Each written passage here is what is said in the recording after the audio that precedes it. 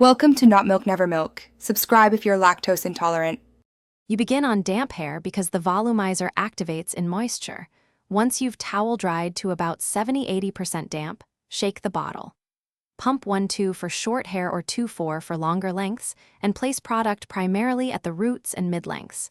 This targets lift where you need it. Use your fingers to rake through and distribute evenly. Make sure to avoid saturating the ends. This saves weight and preserves texture definition while setting the foundation for styling.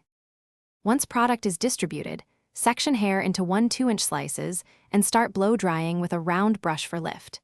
Use medium heat and direct airflow from roots outward to encourage volume without frizz.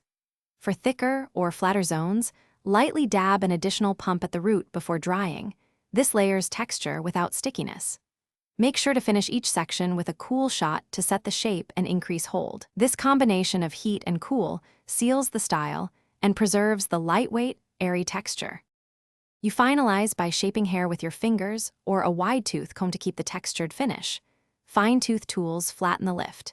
If you need extra hold or a refreshed feel later, spray 1-2 quick bursts of dry shampoo at the roots and massage gently. If hair goes limp, make sure you didn't over-apply to the ends. Reduce product there, reapply a small amount at the roots, and briefly re-blow dry on medium heat to reactivate the volumizer. That fixes most issues quickly. Thanks for watching. If this was helpful, leave a like and consider subscribing. See you next time.